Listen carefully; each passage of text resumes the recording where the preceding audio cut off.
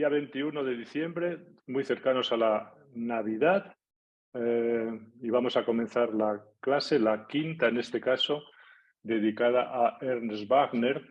Y estamos hablando, continuando con la clase del día pasado, sobre la maldición del sexo y sobre la visión, sobre la perspectiva que Gaup tiene de Ernst Wagner.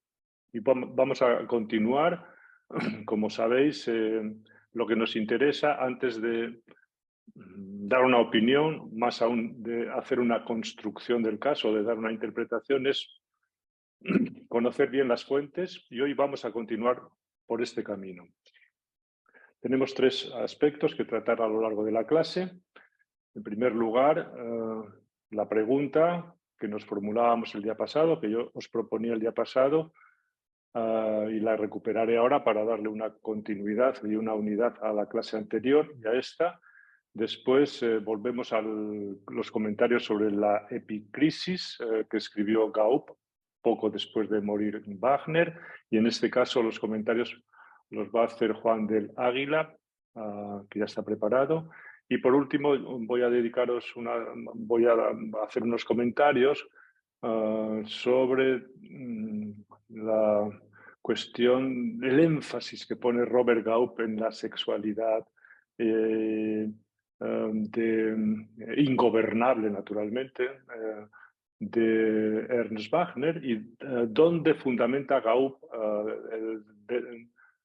por qué piensa Gaup que tiene esa fuerza indominable, esa sexualidad de este hombre, que está vinculada, desde luego, con su locura delirante y con sus crímenes. Bueno, pues vamos a ver cómo lo ve Gaup y si coincidimos con él o no, y hasta dónde podemos llegar en nuestras consideraciones, pero naturalmente, antes de aventurarnos a perorar o a hablar por hablar, vamos a fijarnos en los textos.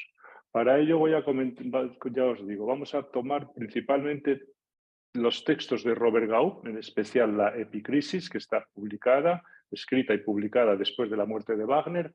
Voy a hacerme eco también de un texto de 1929, que es la Catamnesis, que escribió el propio Gaup para informar del estado de Wagner en ese año, es decir, cómo había evolucionado a lo largo del manicomio y cómo estaba en ese momento. Es un texto que podéis leerlo si queréis traducido. Lo publicamos con Lina y yo en un libro que se llama Clásicos de la Paranoia. Os puedo mandar la traducción. Creo que merece la pena leerlo. Y después voy a referirme a un texto de Bernd Neutzner. Este también os lo puedo mandar, lo que pasa es que está en alemán. Que es un texto sobre las relaciones de Wagner y Gaup, y voy a recoger algunos comentarios de este texto, especialmente por esta cuestión del énfasis que Gaup pone en la sexualidad de Wagner, y cómo incluso Neutzner insinúa o viene a sostener que le da demasiada importancia a todo esto. Bueno, me parece adecuado sacar a colación ese texto, entre otras cosas porque Neutzner es de las personas que más ha publicado, más ha escrito, y yo creo que más información tiene. Otra cosa es que las conclusiones que saquen sean más adecuadas o no, pero hay que respetarlo en cuanto a que ha estudiado con mucho detenimiento todo esto. Por tanto, de estos tres apartados, volvemos a la pregunta ahora inicialmente, luego le daré la palabra a Juan, y finalmente, si me permitís, os haré una serie de comentarios sacados de los textos de Wagner, que todos son alusivos o todos se refieren a esta cuestión de la maldición del sexo, por así decirlo, que son palabras también sacadas de Wagner, perdón, y que nos permiten por lo menos tener una cierta información de todo eso. Perfecto. La pregunta con la que iniciábamos el día pasado la clase y que vamos a continuar hoy es ¿por qué Wagner experimentaba la sexualidad con esa fuerza casi animal y esa culpabilidad desorbitada? Es una buena pregunta que condensa o que puede servir de piedra armilar para el desarrollo de todas las hipótesis, especulaciones o de derivaciones posteriores. ¿Por qué Wagner experimentaba la sexualidad con esa fuerza casi animal y esa culpabilidad desorbita? Bueno, esta pregunta naturalmente se fundamenta en una serie de cuestiones que ya hemos comentado, pero que repito para no extraviarnos demasiado.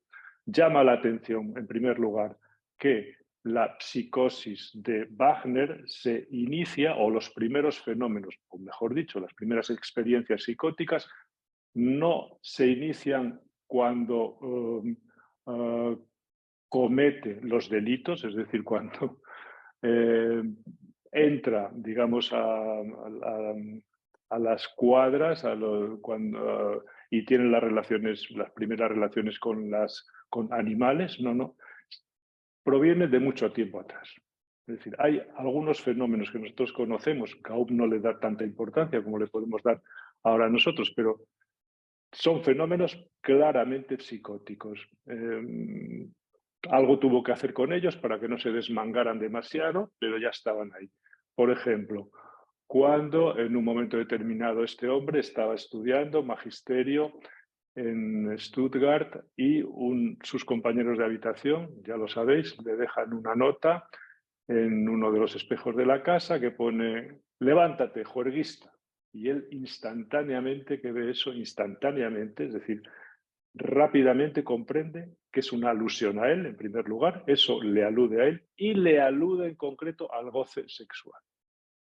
Esta convicción, esta alusión, esta autorreferencia tiene, por supuesto, toda la estructura, la hechura de lo que es un fenómeno elemental, de lo que es la experiencia de la paranoia reducida a lo mínimo. Bueno, entonces la paranoia ya está ahí. Está en el onanismo juvenil. Y después, naturalmente, se multiplica exponencialmente con el bestialismo. Porque es eso mismo, esa alusión multiplicada a las cosas que los demás le dicen. Es que los demás saben eso.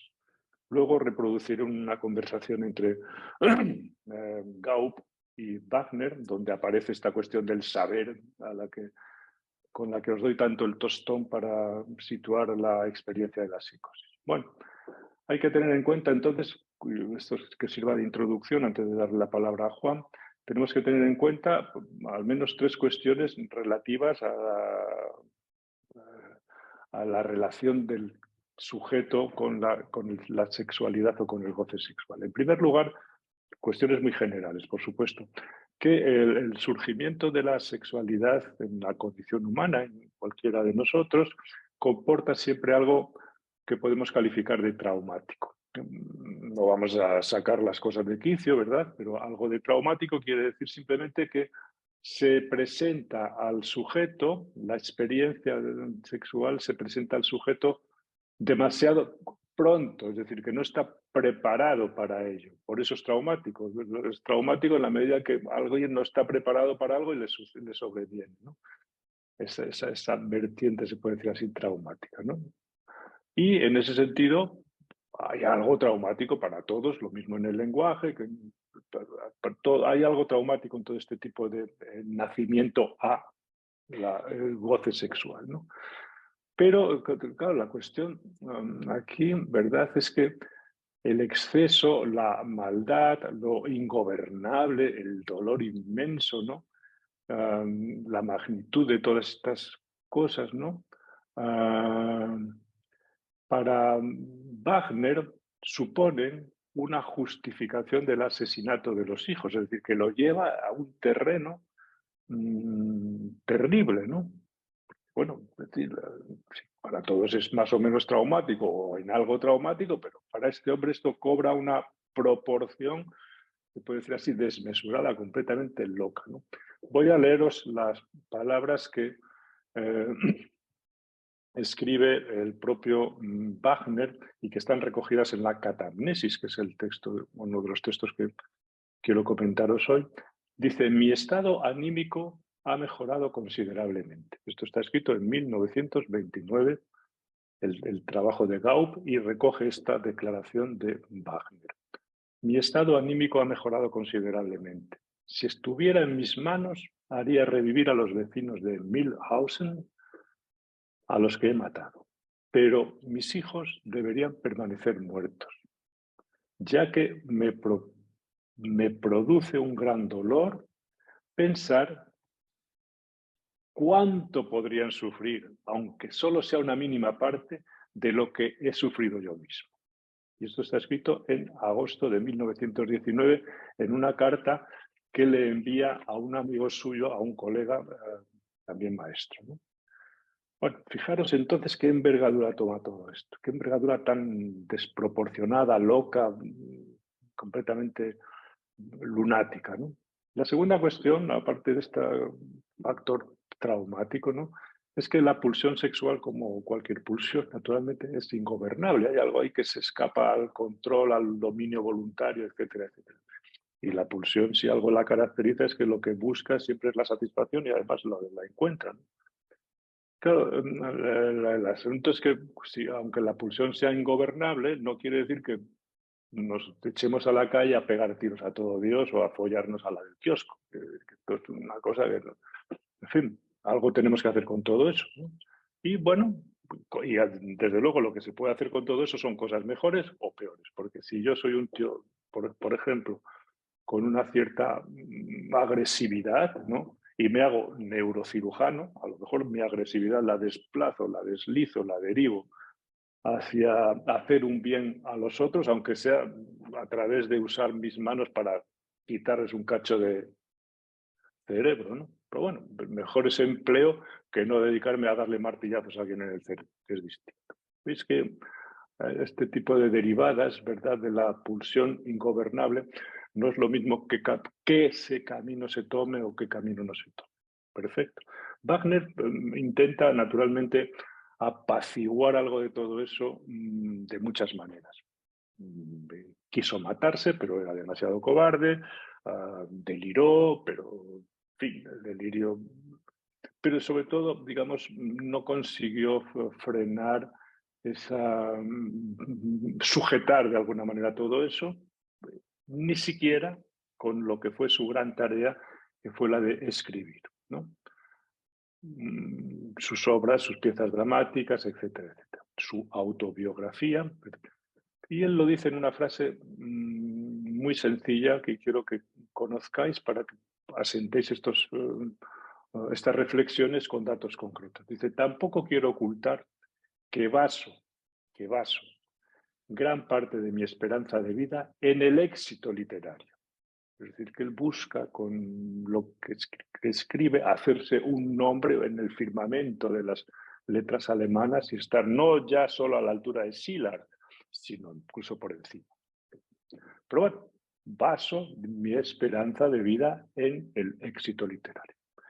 La tercera cuestión y el tercer comentario tocante a este asunto de la maldición del sexo, esta pregunta que nos hacíamos antes es: ¿por qué Wagner experimentaba la sexualidad con esa fuerza casi animal, con esa culpabilidad desorbitada y esa autorreferencia continua a su goce sexual, al goce onanista y al goce bestialista? No sabemos, naturalmente, contestar a esta pregunta en profundidad. Podemos hacernos una pequeña idea o al menos situar unas coordenadas, y ya tenemos bastante con eso. Es curioso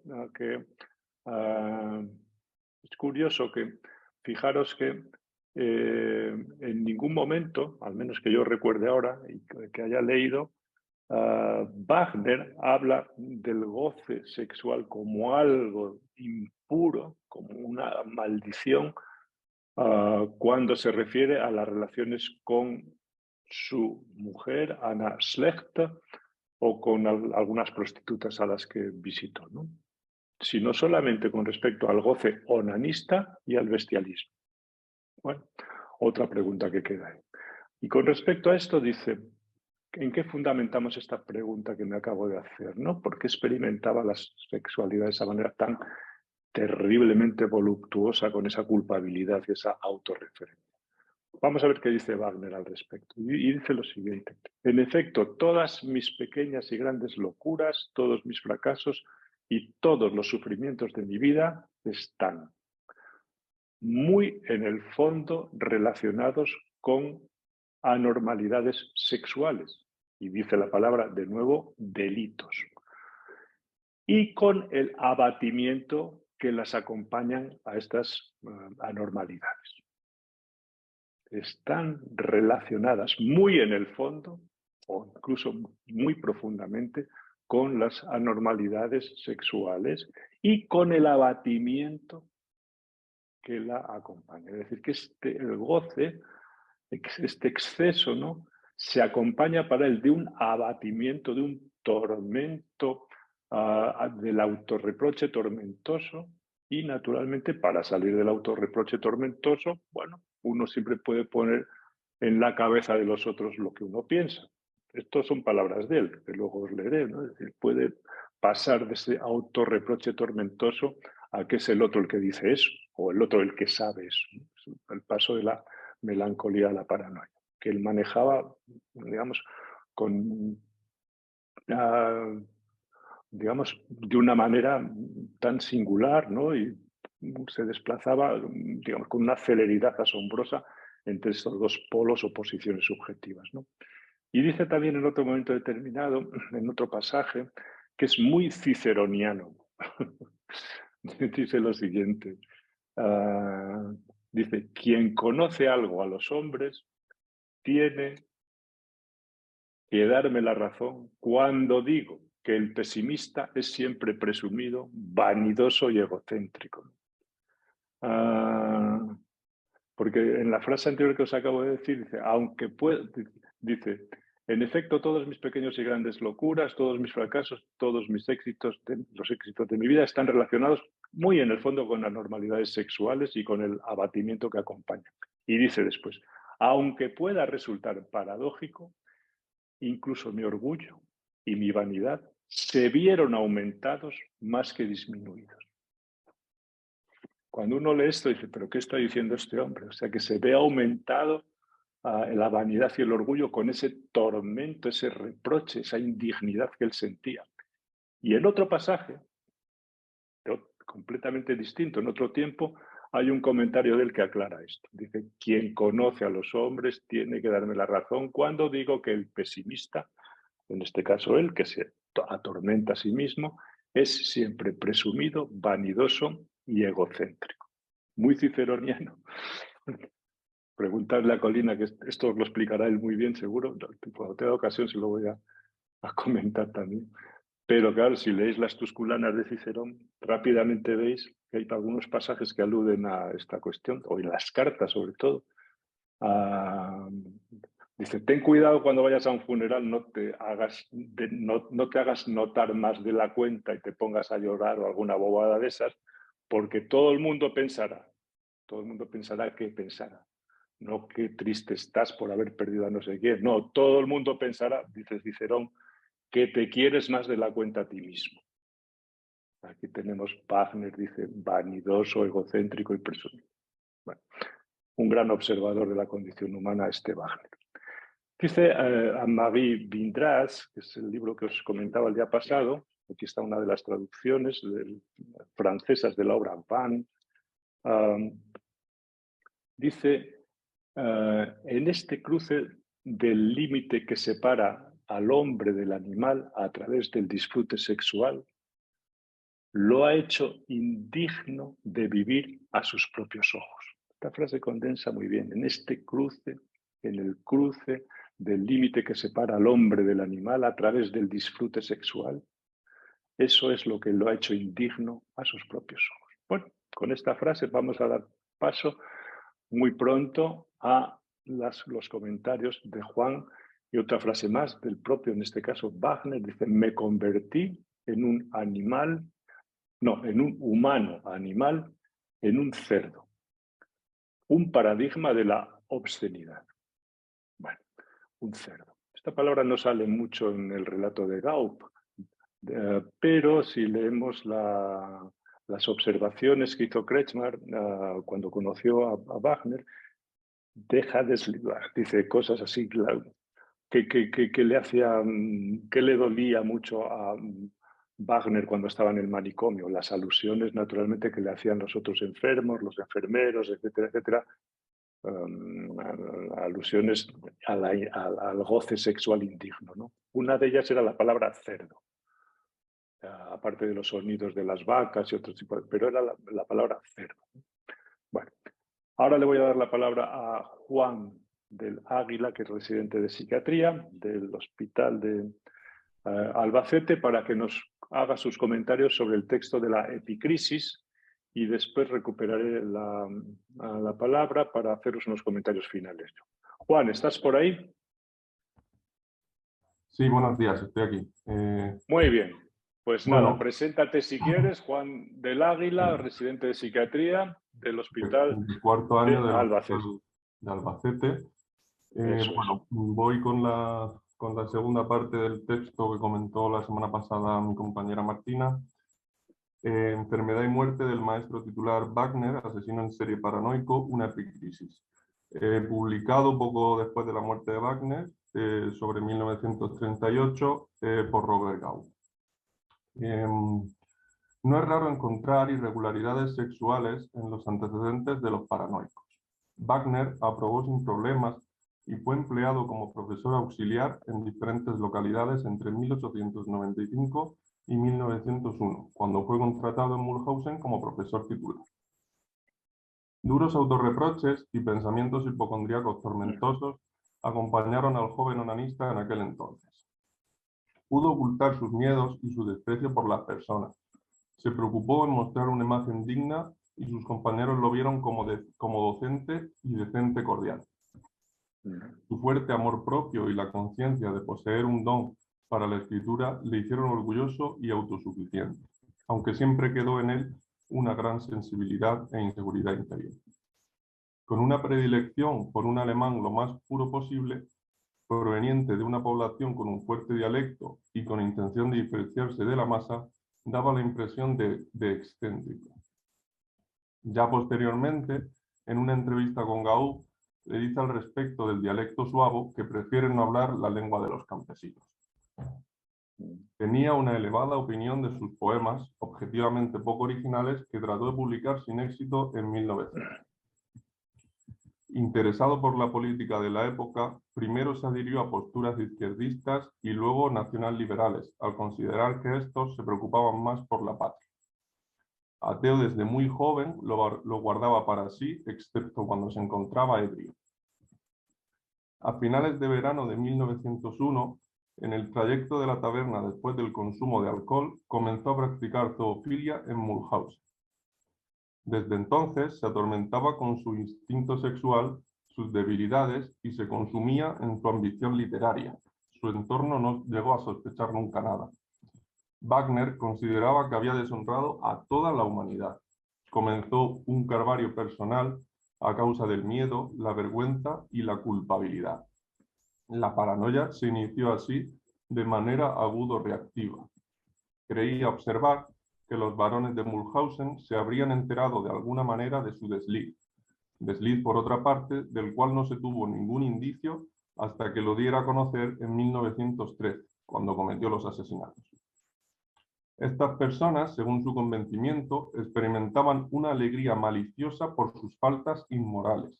Esto le llenó de pena, odio y rabia, que identificaba con el lugar donde había cometido sus faltas. La repugnancia contra todo lo relacionado con su desliz siempre le impidió hacer públicos los efectos de su significación personal enfermiza. Las ilusiones visuales y acústicas jugaron un papel muy importante, aunque no existía referencia que hiciera pensar en alucinaciones reales. Tras comenzar una relación con la hija del tabernero y ésta quedarse embarazada, fue retirado de su puesto en otoño de 1902 y posteriormente trasladado a Radestetten en 1903. Entonces le dijo con ánimo melancólico a un maestro compañero que había sido el peor empleo que había tenido nunca, aunque quedó de él, no obstante, en Mulhausen un grato recuerdo. Se casó a instancias de otros, ya que él no amaba a su mujer, Wagner se refería a ella como un hábil carácter de criada y nunca la incluyó en su delirio. Su mujer dio a luz a 5 hijos, muriendo muy pronto el más joven. Se mostró muy contrariado por la que definió como una bendición no deseada, ya que era partidario de un hijo o ninguno para pobres y pequeños campesinos, en los cuales él se incluía. Durante su boda, que se celebró en Mulhausen, guardó un revólver en el abrigo por si le descubrían suicidarse en el instante. Según las fotografías existentes, sus hijos eran niños bien formados y sin signos de degeneración. Era cariñoso con ellos, aunque siempre con el pensamiento en las cosas terribles que les tenía destinadas. Lamentaba que tuvieran que morir tan pronto. En Radestetten fue bien recibido y sus superiores alabaron la realización de sus funciones. No obstante, no podía disculpar sus faltas y su culpa crecía. Durante los 2 primeros años se sintió libre de escarnio y burla, aunque la notaba cuando volvía a Mulhausen a visitar a sus suegros. De modo que su aflicción y su ira se dirigieron contra su propia persona y su propia estirpe, a la que definía como corrompida. Por lo que la idea de suicidio extendida comenzó a crecer en su interior. Fracasó varios intentos de suicidio por indecisión y volvió a sus trabajos literarios. Llegó a odiar a todo el mundo, incluso a su creador, escribiendo el sacrílego El viejo Jehová, que no se pudo publicar. Tras la repetición de su delirio de relación en 1906, utilizó sus dramas para la representación poética de su propio sufrimiento y para necesidades de descarga anímicas, con lo que se embriagaba con imágenes salvajes de venganza y destrucción, surgiendo así el drama Nerón y la trilogía David. En la obra Nazareno se imaginaba él mismo y su doloroso destino. Su sufrimiento le resultaba más duro que ningún otro, incluido el de Cristo en la cruz, diciendo que en su caso todos los días eran Viernes Santo. Comentó estar enfermo incurable ya desde 1892, mucho antes de sus delicias sexuales. Cada vez con más frecuencia tenía percepciones que interpretaba como alusiones indirectas a su antigua culpa, con lo que suponía que los habitantes de Mulhausen, a los que veía como auténticos enemigos despiadados, lo habían difundido por Radestetten. Desde 1908 comienza a preparar el plan de destrucción hacia Mulhausen y sus habitantes varones, así como para su propia familia. Durante 5 años, la puerta para consumarlo se esfumaba cada vez que llegaba el momento. En 1912 se traslada a Dagerlot, barrio periférico de Stuttgart, huyendo de las persecuciones. En Radestetten se hizo notar el disgusto al haber sido muy querido. Fiel a su deber, ejerció de maestro hasta los últimos días. Cuando las burlas volvieron a esta nueva localidad, la literatura solo le liberaba por algunas horas de su tortura. Su última esperanza de escapar desapareció y la furia y el deseo de venganza instaban a la acción. La noche del 3 de septiembre de 1913 asesinó a su mujer y sus 4 hijos. Al día siguiente marchó a Mulhausen, donde asesinó a 14 personas e hirió a otras muchas. Dado que su ataque iba dirigido únicamente a varones, lamentó la muerte de una mujer. En el instante de ser reducido por los habitantes de Mulhausen, tuvo la fuerza mental de percibir que nadie aludió a sus faltas sexuales, lo que posteriormente recordaría como evidencia de que pudo haber caído en un error. Solicitó ser juzgado y decapitado con gesto sonriente, y pronto surgió la sospecha de que padecía una enfermedad mental. Fue trasladado a la clínica de Tubinga, donde Robert Gaupp le conoció y concluyó que sufría de paranoia incurable desde hacía 12 años.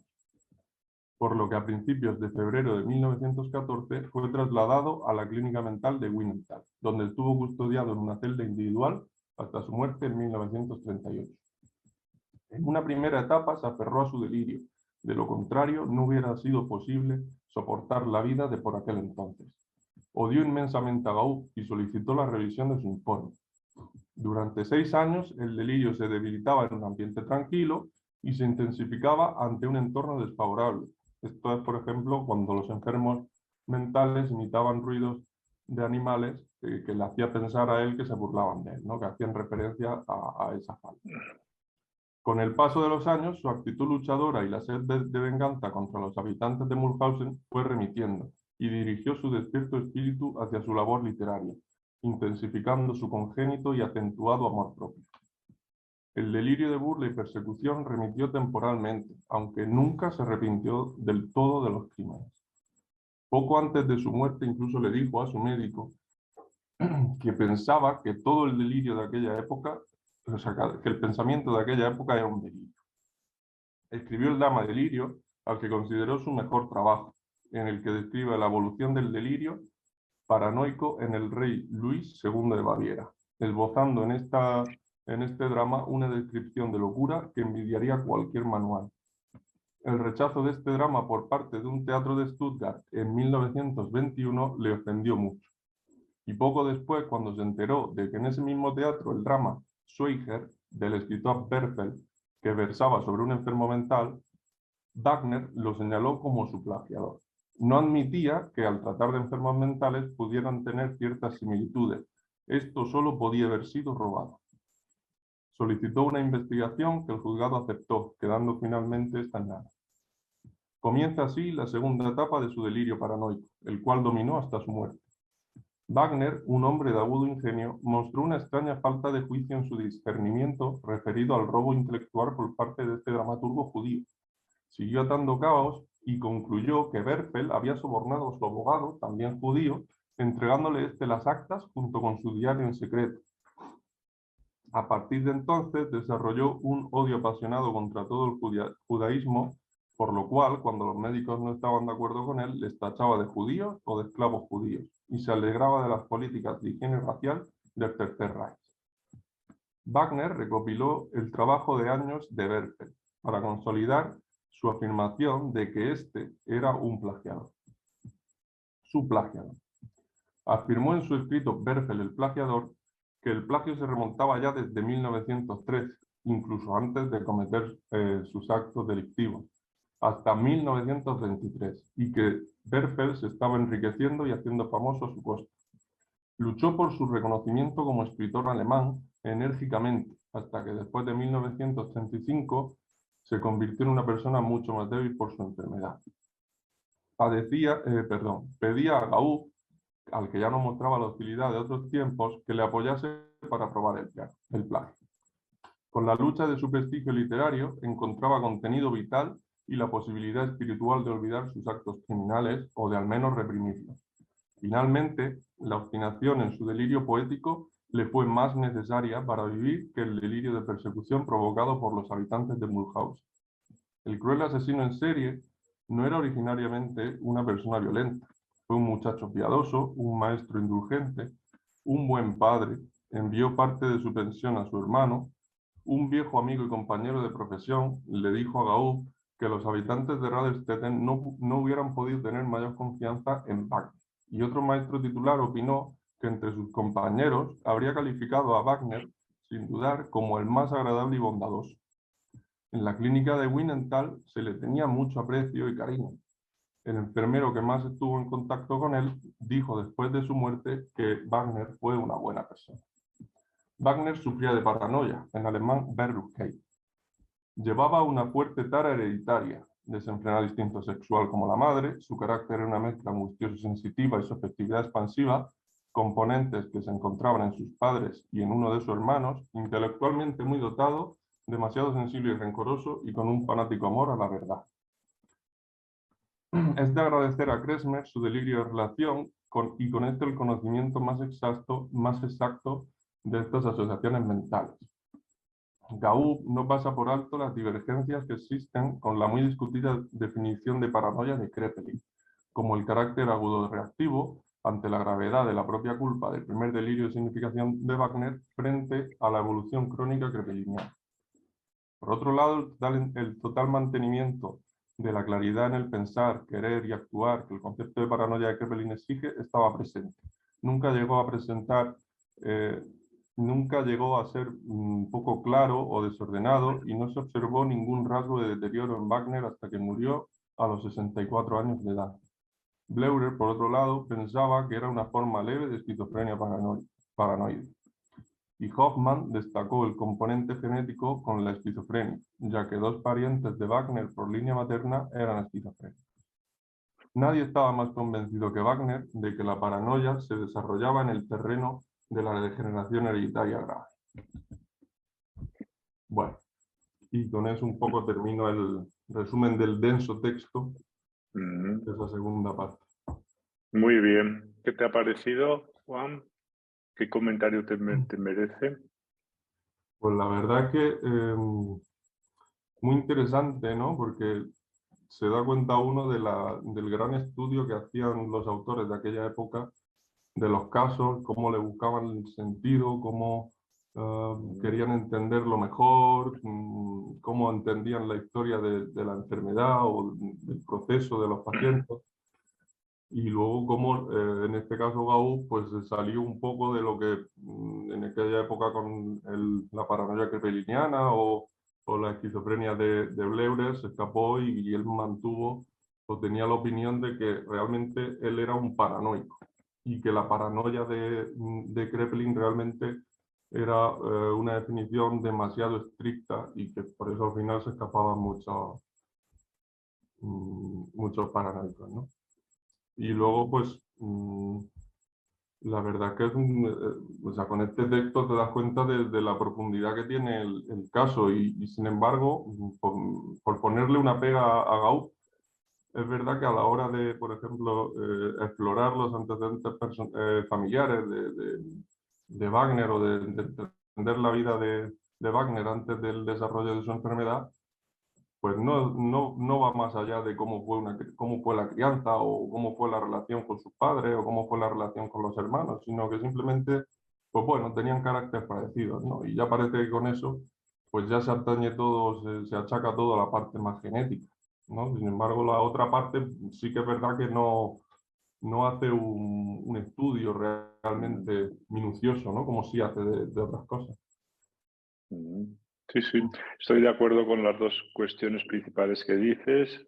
Por una parte, el valor de los clásicos, Gauss, aunque digamos murió hace 50 años,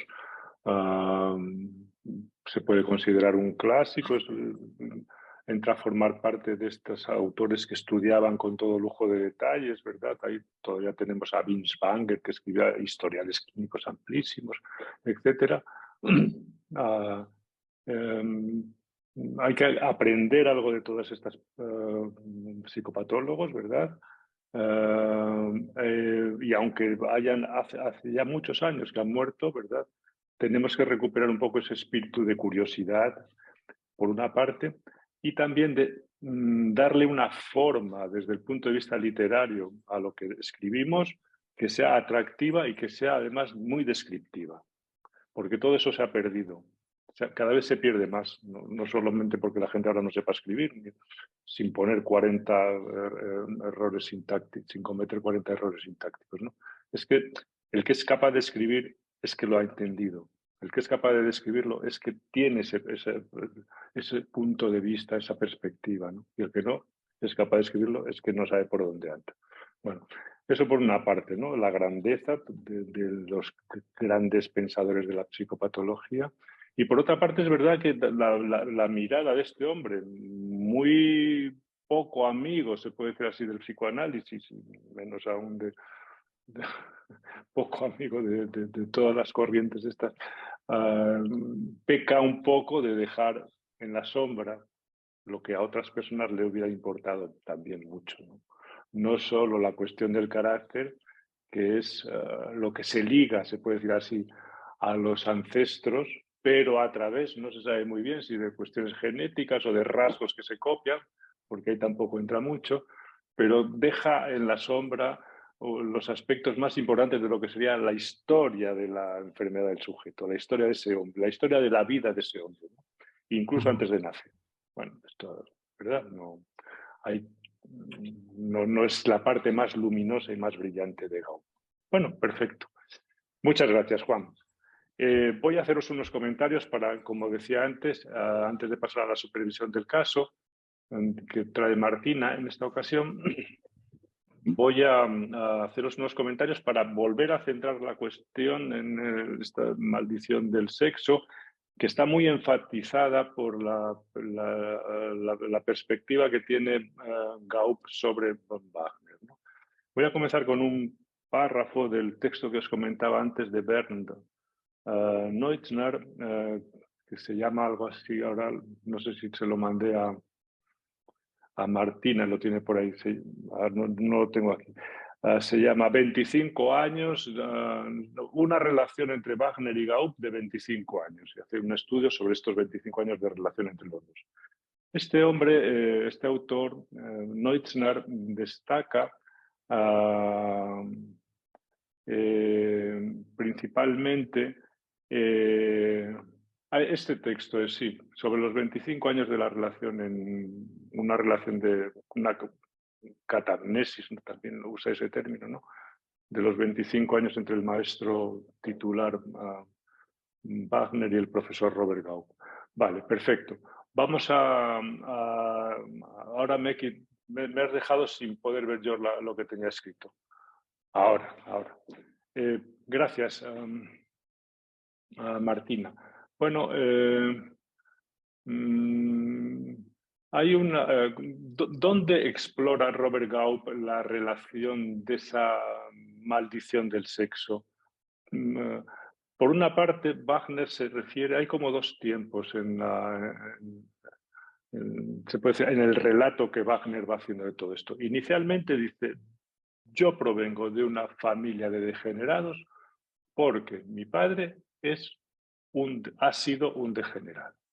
Pero esta versión va cambiando y después el énfasis Wagner lo va poniendo en la vida inmoral de la madre, ¿verdad? Entonces Gaup se hace también eco de esto y lo desarrolla todo de una manera pues amplia, ¿no?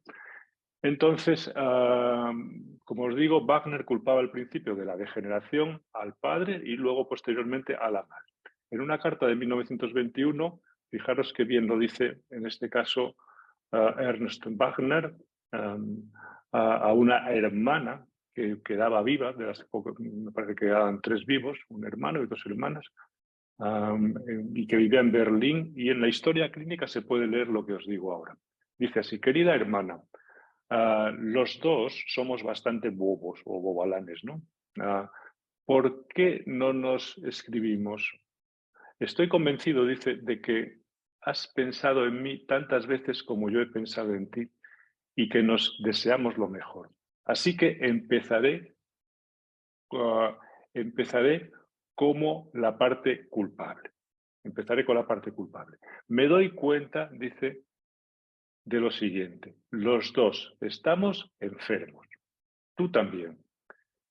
Y añade, sufrimos la enfermedad nerviosa del Pappenweiler.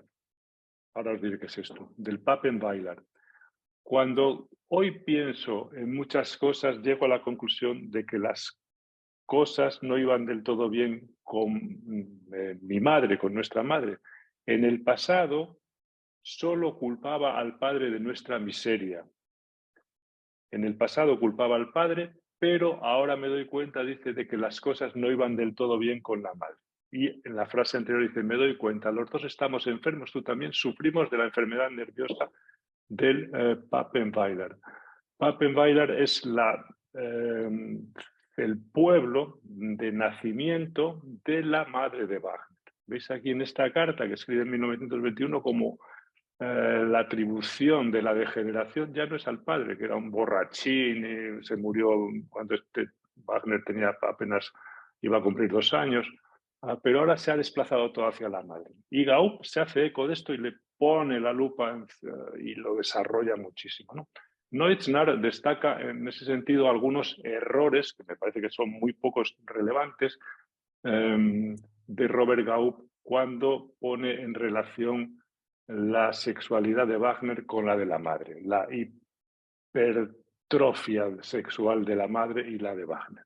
Y dice este autor, voy a leeros un par de párrafos y luego continúo desarrollándolo. Tras la muerte de su marido, la madre de Wagner volvió a casarse. Esto lo cita Gaup, ¿no?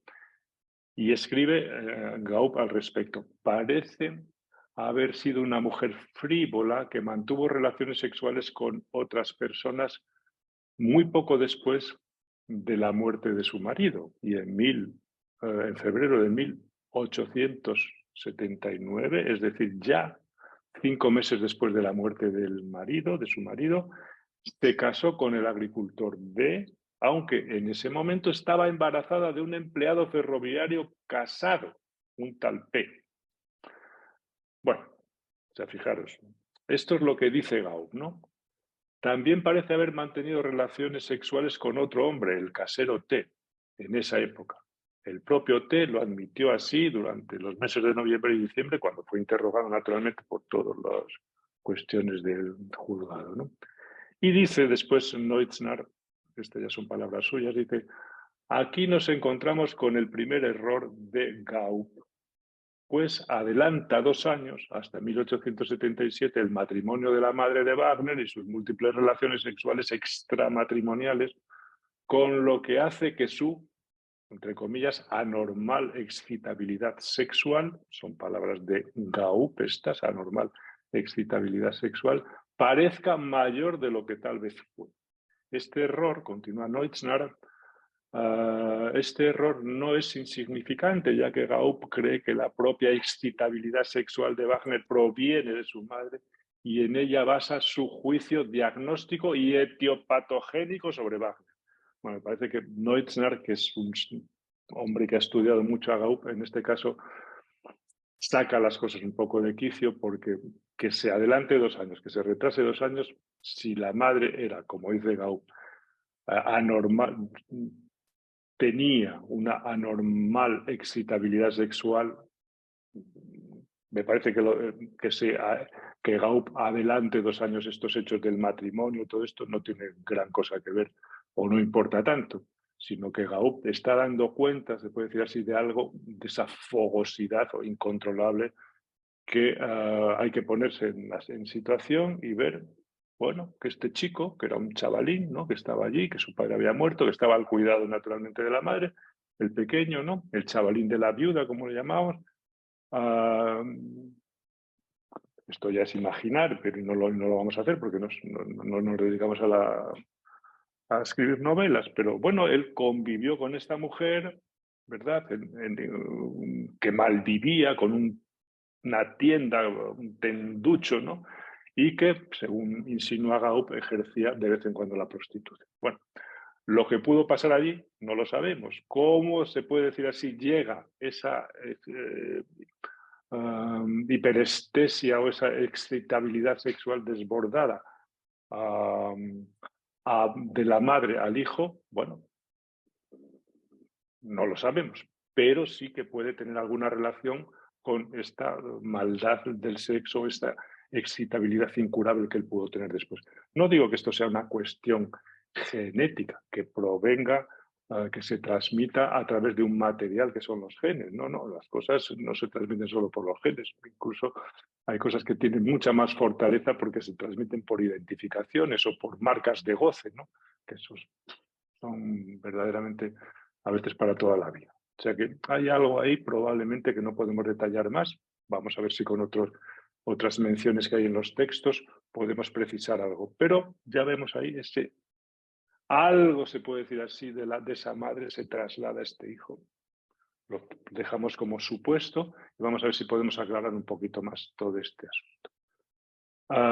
Entonces, la maldición del sexo y la relación de esta sexualidad desgobernada con la familia. El padre es un degenerado, dice Wagner, la madre es promiscua y todo eso se transmite de una forma real. Real, tan real que Wagner lo llama la degeneración. La degeneración en el sentido de algo que se transmite y que rebaja la condición, ¿no? También Gaup usa la palabra degeneración para hablar de la paranoia en un sentido más psiquiátrico, pero bueno, hay esa degeneración que proviene de los antecedentes, de los ancestros, y se transmite en este caso, a los hijos de Wagner, etc., a los hermanos, y él a sus hijos a su vez, ¿no? Bueno, vamos a leer otro fragmento, ¿no? Hay demasiadas personas en esta tierra, dice Wagner, la mitad de ellas deberían ser asesinadas. ¿De qué sirve darle alimento si sus cuerpos son malos? De todos los productos del hombre, precisamente el hombre es el peor. Si el espectáculo desgarrador que me doy no me impidiera hacerlo, les diría el asco que tengo de toda esa gente fea, miserable y enfermiza. ¿De dónde viene la miseria del mundo? Es una pregunta que se hace en este relato. No creo que nadie pueda decirte eso mejor que yo. Y dice, proviene de actos sexuales antinaturales. Ambos sexos hoy día están hartos de sexo. Nada es más fácil que señalarme, pero será mejor que cada uno de nosotros piense en su propia degradación. Non común. La sexualidad es antinatural, esta es una palabra que usa él, ¿no? Y de esa experiencia antinatural, ¿no?, deriva el autorreproche y la autorreferencia, que son los dos, digamos, las dos derivadas de lo antinatural. El autorreproche, es decir, el goce y el tormento de gozar de una manera indigna de la cuestión sexual, y el autorreproche, los otros saben de mi voz. Los otros, cuando cuchichean, cuando hablan, se están refiriendo a eso, ¿no? Fijaros en qué atmósfera ha podido vivir este hombre, ¿no?, con esta especie de apoyo en la paranoia y apoyo en la melancolía, ¿no? Muchos años antes de los crímenes, la estructura mínima de esta célula elemental que os trato de transmitir, el autorreproche y la autorreferencia, de la melancolía y de la paranoia, estaba ya cristalizada. Esto ya os lo he dicho, lo hemos comentado en más ocasiones. Una vez estaba escrito en mi espejo con impresionante letra redondilla: juerguista despierta. La misma experiencia que se expandiría tras salir del establo por primera vez. La convicción, la certeza, el saber absoluto de la autorreferencia. El otro alude a mi goce indigno, ¿no? Fijaros, voy a leeros ahora dos diálogos que están sacados de épocas distintas entre el profesor Robert Gaup y el maestro titular o principal de escuela Ernst Wagner, dos conversaciones que aluden a esta cuestión y la dejan muy clara. Dice Wagner en uno de los diálogos que están transcritos en la historia clínica: para mí, los delitos sexuales son como los crímenes. Da igual cometerlos 1 o 100 veces. El encuentro con el onanismo ya aparece la primera. No es que sea por acumulación, es que hay algo ahí, no sé cómo decirlo, que no está simbolizado, que es como si no hubiera palabras para nombrar una especie de oscuridad, y de pronto, con el primer encuentro con el onanismo, ras. Es lo mismo que cometerlo 1 o 100 veces, ¿no? Y entonces Gaup le pregunta: ¿y qué piensa ahora de sus delitos sexuales? Se refiere más bien a la cuestión del bestialismo, porque Gaup no le da importancia a lo del onanismo. ¿Y qué piensa ahora de sus delitos sexuales? Y Wagner responde: siempre he pensado que son algo abyecto. Y Gaup le dice: ¿no fueron simples pecados juveniles de un instinto sexual? Y Wagner responde: sí. Es lo que siempre dicen los médicos, pero para mí eran otra cosa. Muy bueno. Gaup trata de disculparlo, de rebajar ese tono de tormento, ¿no? Y él dice: sí, los médicos siempre dicen lo mismo. Dice: pero para mí eran otra cosa. Bueno, otra conversación distinta de la que tenemos. Dice Wagner, se pregunta: ¿qué quería usted decir cuando declaró que había ultrajado a la humanidad entera? Perdón, Gaup le pregunta: ¿qué quería usted decir cuando...? Lo leí ahora Juan, ¿no? Porque fijaros qué dimensión toma esto. Esto no es un autorreproche de un depresivo vulgar, ¿no? Es un autorreproche de un melancólico donde su maldad es tan... se generaliza de tal manera digamos que su maldad, su cacón, se extiende por todo el universo. O sea, esto es la raigambre propiamente melancólica, no es que me perjudique solo a mí. No, no, no, se extiende por todo el universo. ¿Qué quería usted decir cuando declaró que había ultrajado a la humanidad entera? Y dice Wagner, pues que lo que hice era algo antinatural.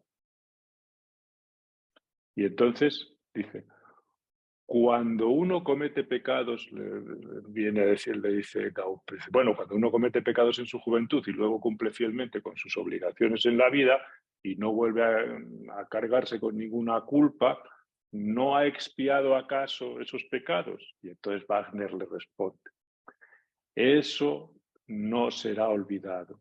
Y donde quiera que yo vaya, donde quiera que yo vaya, veo que la gente lo sabe.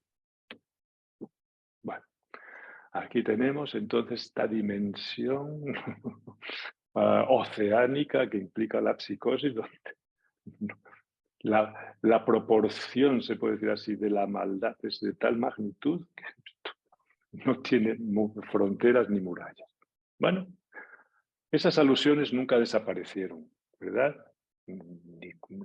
Aunque se atenuaran en el manicomio, pero siempre estuvieron presentes. Ni en los pueblos donde fue a trabajar, cuando le castigaron a ir a Redelstettan, que es en las montañas, es decir, bastante lejos de Stuttgart, y un hombre atildado como él, pagado de sí mismo, con esos trajes que llevaba y ese alemán, alto alemán que hablaba, ¿no? Lo mandan con los pueblerinos de la montaña, el hombre fue un castigo terrible para su vanidad, ¿no? Pues siempre aparecían tarde o temprano en el manicomio en Vinental, en Vinenden, las alusiones. Por ejemplo, voy a recoger algunas de ellas que son cuando está en Radelstetten, escuchaba alusiones indirectas, burlas, etcétera, etcétera, ¿no? Otra, también Gaup recoge en otro momento determinado que un enfermo, un tal Gokeler, se entretenía en el manicomio imitando voces de animales y Wagner entraba en cólera porque veía ello una burla, y aquí está la palabra de la paranoia por excelencia, intencionada de su desgracia, una burla intencionada, ¿no? Y en ese caso, pues el delirio de referencia, ¿no? De referencia quiere decir eso, cuando Gaup habla del delirio de referencia de los sensitivos, no, quiere decir que todo se refiere a él. Por eso se llama delirio Beziehungswahn, delirio de relación o de referencia. Todo se relaciona conmigo o todo se refiere a mí. Por eso lo llaman de esta manera, ¿no? Bueno, a tal punto, dice en otra declaración, en la Epicrisis, ya no podía vivir entre los hombres, pues para mí sería una tortura insoportable el observar cómo hablan de mí. Hace 1 año y medio casi todo el mundo en el manicomio ha dicho que yo era un tierfícar, un follador de animales. Bueno, ya está, arreglado. Todo esto queda claro. Mi padre y mi madre eran enfermos mentales y otros parientes tampoco son normales. Ya en casa de mis padres tuve que padecer mucho. Nunca he tenido alegría. De aquí sacaremos el próximo día, cuando especulemos un poco y tratemos de interpretar un poco este caso, toda la cuestión de la lengua suava, la lengua de los padres, de la madre, cómo de eso deriva el delirio desarrollado después en el manicomio, cómo esa lengua impura puede purificarse a través de la escritura y a través del combate con los judíos, etc. Bueno, como os decía, Gaup le da una importancia amplia, grande, y lo argumenta así, a la hipersexualidad de la madre. Esta madre que en un primer matrimonio, bueno, pues había dado a luz 10 hijos, de los cuales 6 murieron siendo pequeños, mostró siempre, dice Gaup, un carácter insatisfecho, crítico y resentido. Siempre se sentía oprimida por los otros y vivió en permanente conflicto con las autoridades, es decir, que tenía un raspe un poco paranoide también, ¿no? Al parecer nunca pudo hacer frente ni a sus tareas económicas ni educativas. Su estado de ánimo bastante básico consiste en un pesimismo melancólico, es decir, que hay algo ahí un poco que después Wagner se extrema, ¿no? No obstante, era muy excitable y voluble en el plano sexual, pues tuvo relaciones con otras personas poco después de la muerte de su primer marido y se casó, o tal. Bueno, habla en otro momento determinado del desenfrenado instinto sexual de Wagner y en otro momento dice la excitabilidad sexual de Wagner era fuera de lo normal. Pero en otro momento determinado, y aquí es donde Juan captó muy bien que hay una zona que no sé, oscura, que Gaup no indaga. Fijaros qué bueno es esto, ¿no? Este comentario, ¿no? ¿Dónde queda algo de la dimensión histórica del otro, ¿no? Que está, Gaup no fue nunca demasiado lejos con ellos. Y es esta frase, ¿no? La mayoría de la gente debe su existencia, estas son palabras de Wagner, la mayoría de la gente debe su existencia a la ebriedad y a la estupidez. El hombre y la mujer casi siempre tienen hijos sin haberlo deseado. El segundo capítulo está hablando de lo que está escribiendo de Wagner, que se llama La mujer, nos informa sobre la intensa sexualidad de Wagner y su actitud frente a su propia esposa, sobre las tendencias poligámicas y su convicción de mendacidad de los hombres en el ámbito sexual. Es decir, que hay aquí algo, ¿verdad? La inmensa mayoría de la gente debe su existencia a la ebriedad y a la estupidez. ¿Dónde está ahí la cuestión que podemos llamar o interrogarnos sobre el deseo de los padres de tener un hijo o lo que sea, ¿no? En este caso, ¿no? ¿Dónde aparece todo esto cuando Wagner dice la mayoría de la gente debe su existencia a la ebriedad y a la estupidez? Muy bien. Dice también Gaup en el peritaje que Wagner había admitido tener siempre un impulso sexual muy poderoso y que no obstante había este instinto, este impulso muy poderoso se había apaciguado algo o bastante a raíz de los asesinatos de Milhausen. Y esta frase nos interesa para el desarrollo de la interpretación del próximo día. Dice, ahora he logrado, dice Wagner, ahora he logrado ser totalmente puro, repite.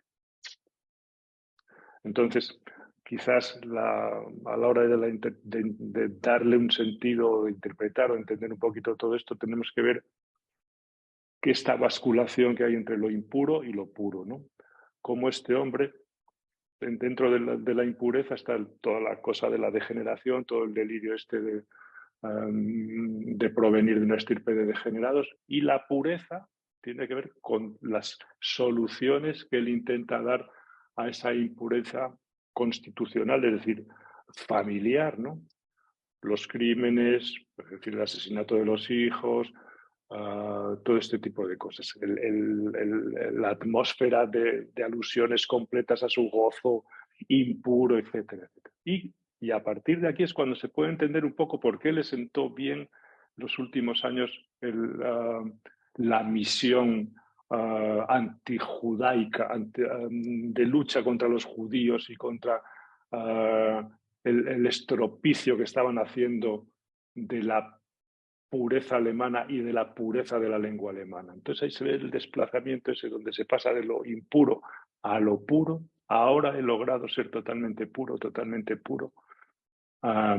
Esto lo dice después de cometer los crímenes, pero esto duró lo que duró, es decir, una primavera. Porque la estabilidad probablemente, al menos yo así lo entiendo, se logra mucho más tarde un cierto equilibrio cuando consigue dar con una clave en la que él asume la posición de la misión de purificar la lengua alemana de las influencias judías y, es decir, volver la impureza pureza no a través de las Mauser, sino, digamos, a través de la pluma y a través de la denuncia, se puede decir así, del plagio de este insoportable Berfel que le había copiado sus obras, ¿no? Bueno, no voy a extenderme mucho más. Unos comentarios simplemente al final. Juan ha comentado, y con esto termino, Juan ha comentado algo acerca de la paranoia, ¿verdad? Cómo la veía Gaup, cómo se basó en este caso para reforzar su teoría, para crear su teoría de la paranoia. Os la resumo muy brevemente, es decir, que en Gaup hay siempre 3 apoyos para crear su perspectiva de la paranoia. Por una parte, la tensión familiar, en el sentido de degeneración, y él usa esta palabra, no de degeneración, de degeneración en el sentido más de los autores franceses, de Mogel, de Magnan, etcétera, etcétera. La tensión familiar. La segunda cuestión es la estructura de personalidad de Wagner, que entonces no se llamaba estructura de personalidad, se llamaba carácter, ¿no? Y en tercer lugar, la experiencia del bestialismo, es decir, algo que pasa en la vida del sujeto, el bestialismo, y algo que ya viene, se puede decir así, digamos, en el carácter, ¿no?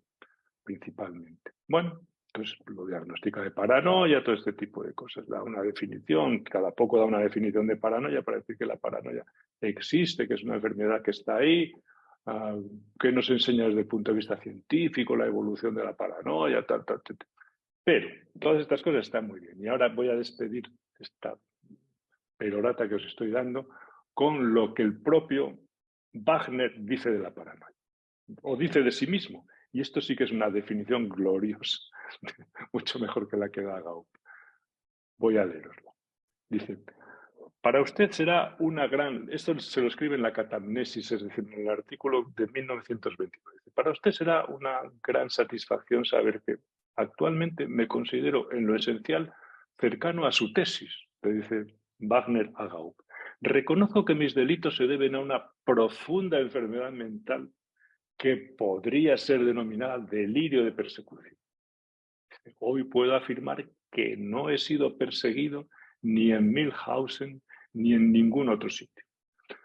Y dice, fijaros, pude haber interpretado ciertas conversaciones en este sentido, porque existen casualidades y no relaciones, es decir, cosas casuales, porque existen casualidades que, añadiendo circunstancias muy especiales, se comportan como propósitos y finalidades.